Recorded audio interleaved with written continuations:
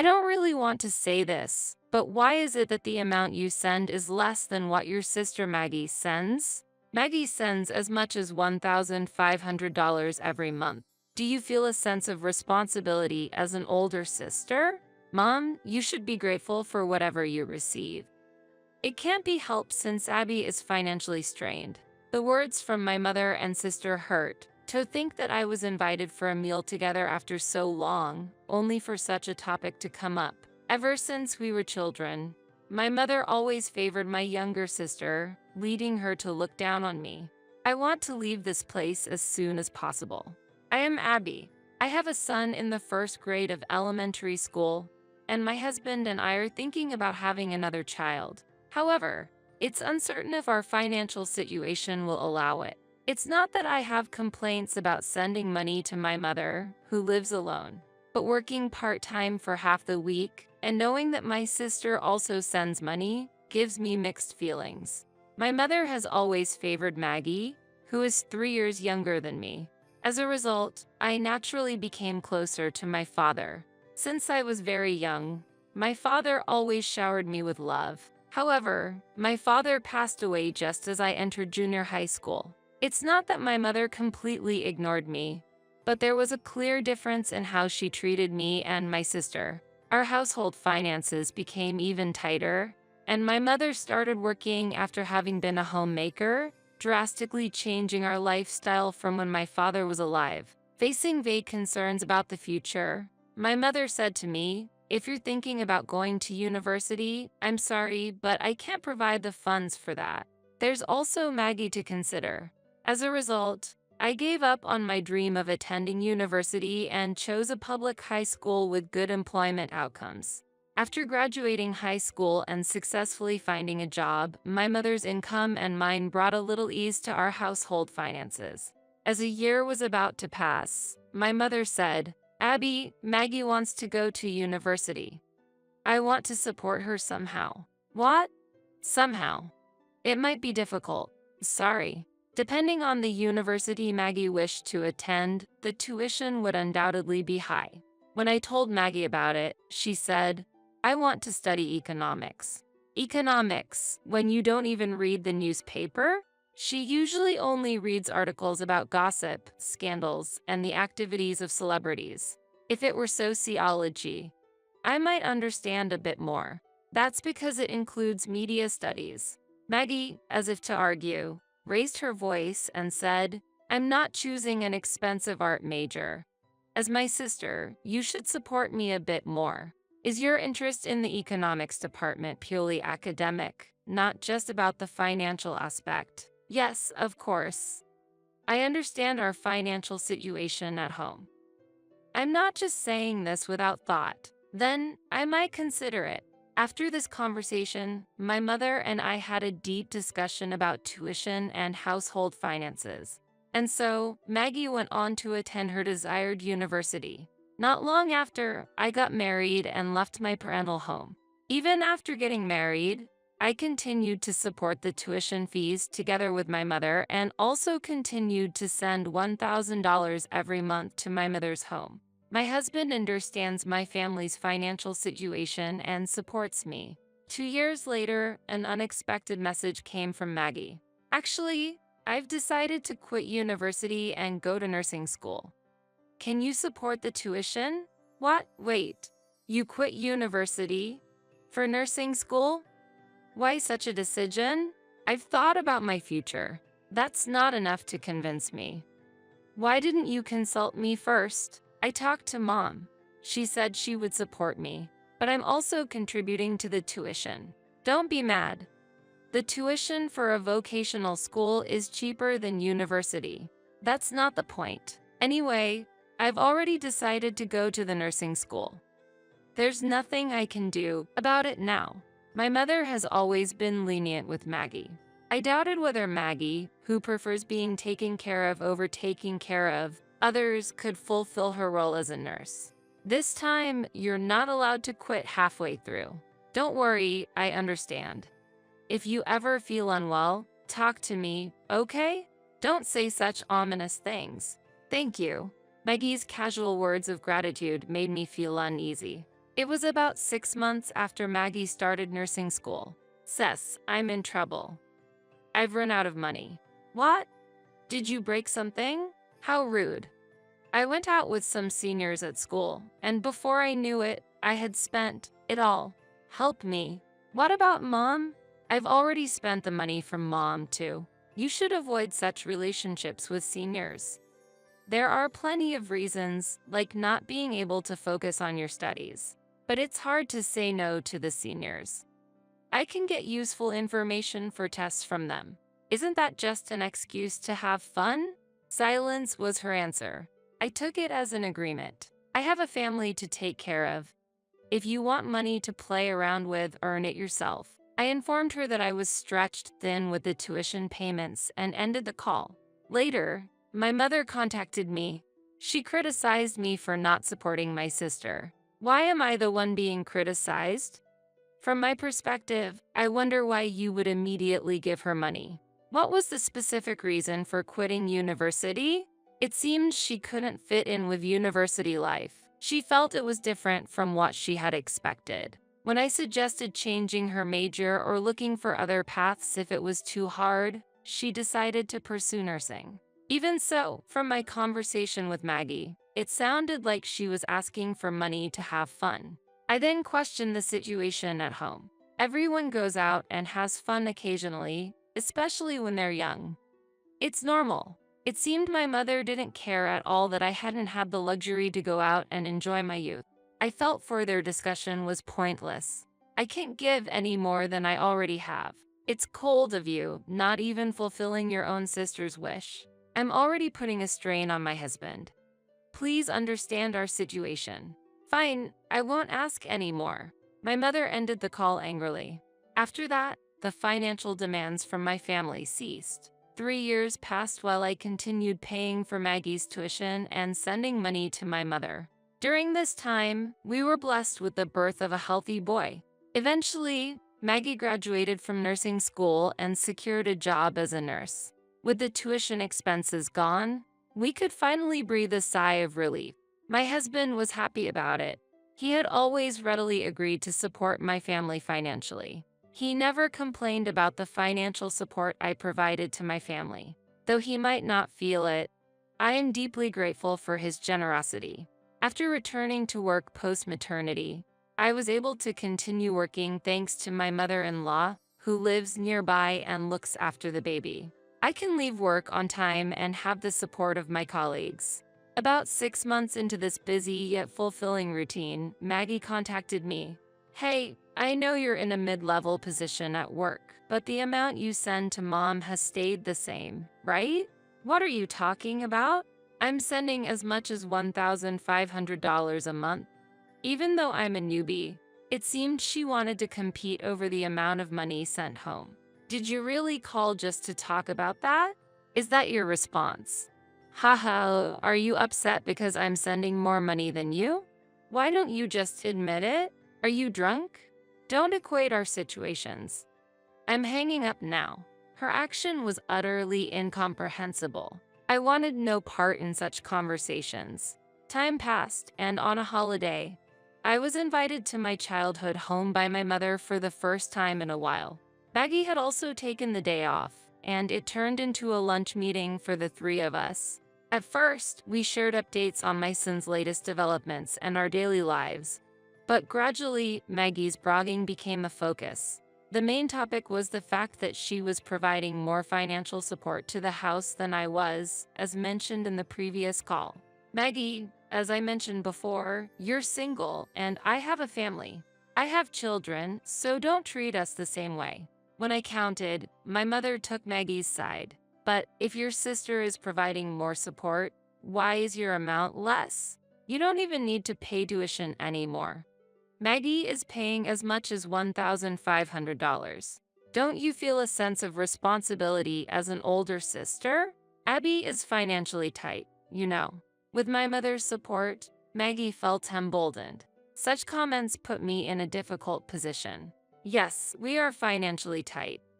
That's why we can't provide more support. Their expressions changed to confusion. My mother expressed her displeasure. Well, do as you please then. I secretly rejoiced in my success. Stopping the support significantly improved our financial situation. A year later, my mother shared her troubles with me. All the home appliances had suddenly started malfunctioning. Why do all the appliances break down at once? Can you help? What about Maggie? Her support alone isn't enough, despite all her boasting. How much is the shortfall? The refrigerator and washing machine are the top priorities. Just the essential appliances. Indeed, their malfunctioning would disrupt daily life. I understand. I asked for the details of the budget and then transferred a little extra. A month later, during the next call, I was astonished. The water heater, too? Yes, it will cost about $3,000. Can you help a bit? What happened to Maggie? Also, did you quit your part-time job, Mom? Recently, we replaced the vacuum cleaner and the DV, so we're financially tight right now. I see. Something felt off, and my intuition told me so. Following that intuition, I decided to visit my childhood home unannounced on my next day off. I still had a key, so entering wasn't an issue. Mom, are you here? I came to see the new appliances you mentioned. I called out as I entered through the entrance. My mother greeted me in a flustered manner. Oh, Abby. Why the sudden visit? I wanted to see the new appliances. We'll have to replace ours soon, so I wanted to hear about what you got. Well, now is a bit. She hesitated and avoided my gaze, confirming my intuition was right. Did you really have to replace all the appliances at once? Well, yes. Then, let me see them. Entering the living room, my intuition was confirmed. So it was a lie after all. The refrigerator was still the old one. At that moment, Maggie appeared. Mom, who are you talking to? Oh, Abby. Maggie, are you off today? Yes. She was short on words, but I wondered why. However, one truth became clear. I was deceived out of my money. Don't say such terrible things. Then what? I couldn't stop my tears. At that moment, my mother scolded Maggie. Maggie quit her job. I told her to be honest and ask Abby for help, but this child was too proud. Don't make it sound like I'm the only bad one here. You agreed too, didn't you? Let's just end this. I had no interest in watching them shift blame any longer. Do whatever you like. I left the scene. Even after returning home, my anger didn't subside and I drank several cups of coffee to calm down. Then, I received a call from Maggie. Sorry, Abby. I quit my job right after getting it and couldn't bring myself to say it. Are you looking for a new job then? What about part-time work? I'm looking for a new job, but I haven't started any part-time work yet. If you truly regret lying, then repay all the tuition fees. And the money for the appliances, too. That's impossible. She refused, saying she had already spent it. Why did you quit the nursing job in the first place? Suddenly, Maggie's voice was filled with anger. The harassment from the seniors was terrible. When I asked for help to understand the work, I was criticized as incompetent and useless. I just wanted clear instructions. It's not good to leave your work to others. Nursing is a busy profession, isn't it? But I couldn't understand it. And then I was falsely accused of cozying up to the doctors. Did you seek help from a doctor? Yes, I thought they would understand me best.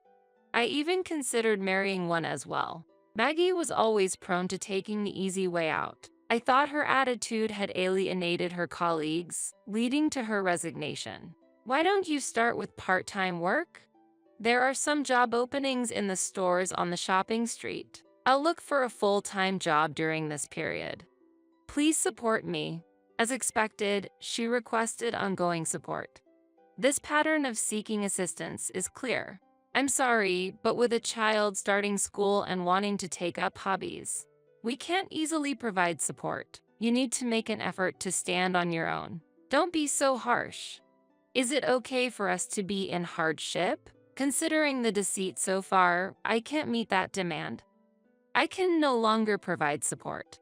If you want to be independent, you need to work. I cut off the call abruptly, astonished by her audacity. as if she had forgotten the events of a few hours ago. I turned off my phone, not wanting to deal with any more coordinated attempts from my mother. For about half a year, things were peaceful. There was no contact from my childhood home, and my son was enjoying school life. My husband and I were discussing having another child. During these calm days, Maggie contacted me again. Expecting a request for remittance, I was cautious, but the conversation took an unexpected turn. My mother's workplace had closed, and Maggie had found a job as a nurse. "We're tightening our belts, but I won't ask for your help, Abby."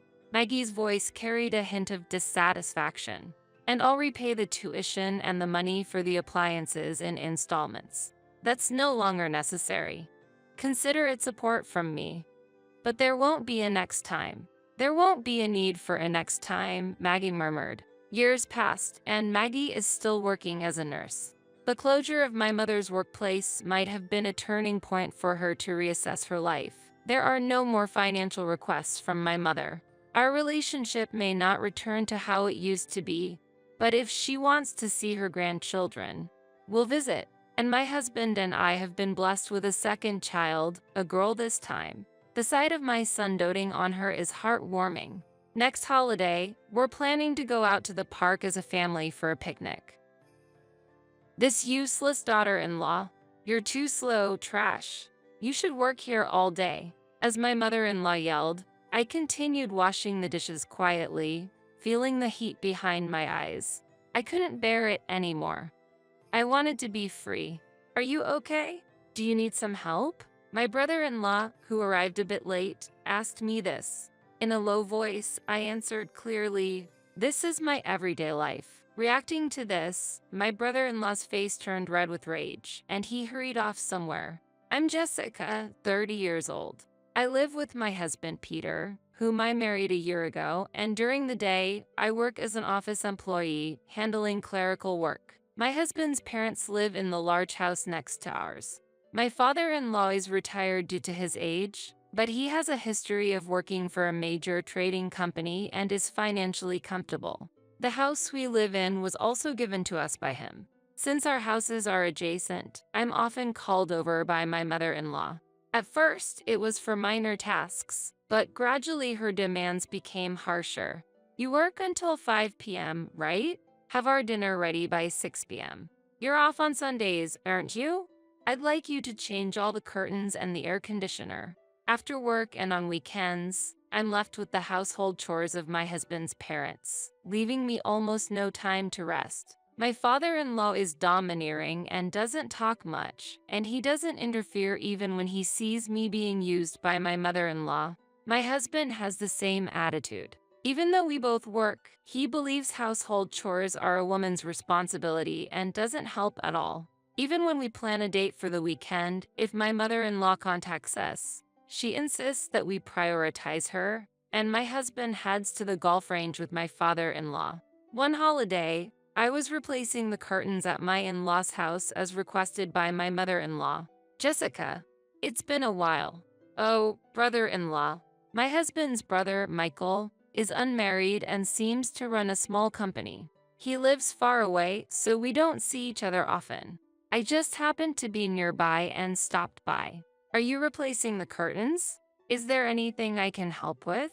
And where are our parents and Peter?"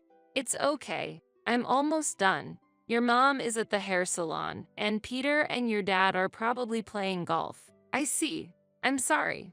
Thank you for helping out." There was a lot that I wanted to say, but since he's family, it felt pointless. With that thought, I continued working on the curtains. Michael silently watched my work, but perhaps feeling a bit awkward, he decided to leave. My mother-in-law, who returned from the hair salon, seemed pleased with her new hairstyle. "The work on the curtain and air conditioner cleaning is done, so I'll take my leave now." When I told her that, my mother-in-law grabbed my clothes.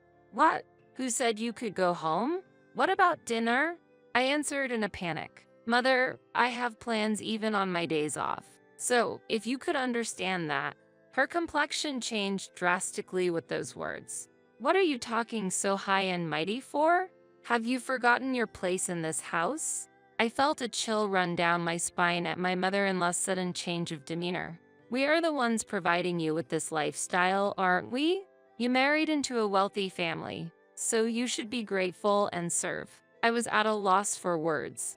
If work is what's keeping you busy, then submit your resignation by tomorrow.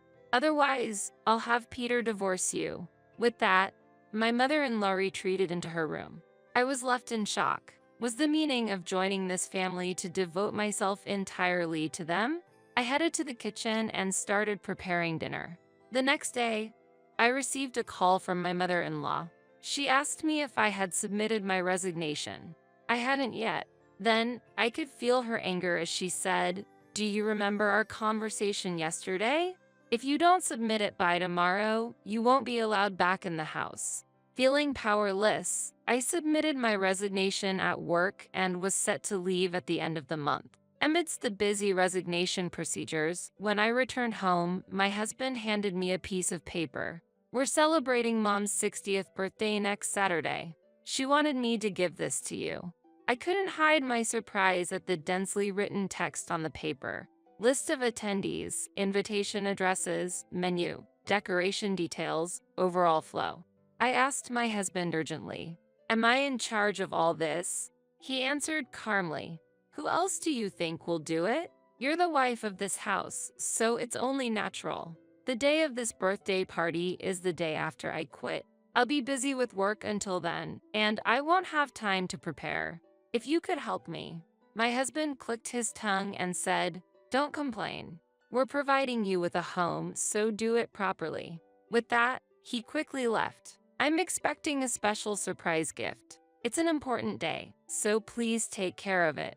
I stared blankly at the words written at the bottom of the paper. Struggling with the preparations for the birthday event and work handover, I managed to finish everything and left the company where I had worked for a long time. The next day, I faced my mother-in-law's birthday event. I was taken up with preparations from the crack of dawn. My mother-in-law, brimming with joy, welcomed guests at the entrance and guided everyone to the spacious living room, slightly away from the kitchen. When the visitors took their seats at the arranged table, one of them pointed out, "It seems like there's a plate missing." At that comment, the mother-in-law's face changed color and she hurried over to me. "What are you doing? Can't you even count properly?" Surprised, I looked toward the living room and noticed that the neighbor, who had said they wouldn't participate, was present. "I'm sorry.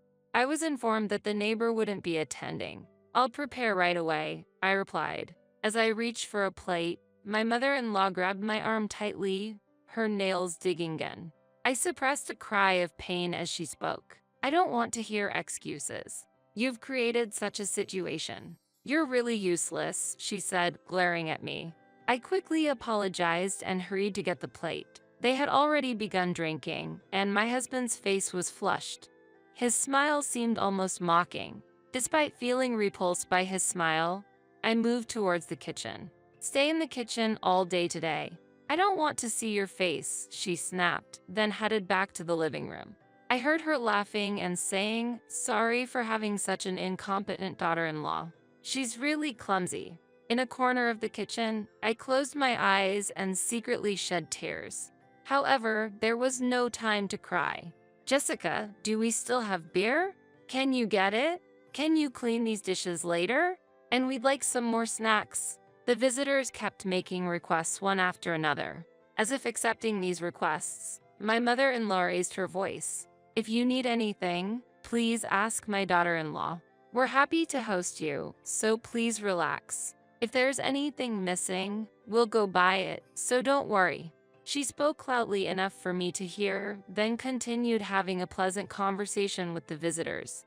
Then, I heard the sound of the house's entrance door opening. "Sorry, I'm a bit late," said my brother-in-law, arriving a bit late. "Michael, we've been waiting for you.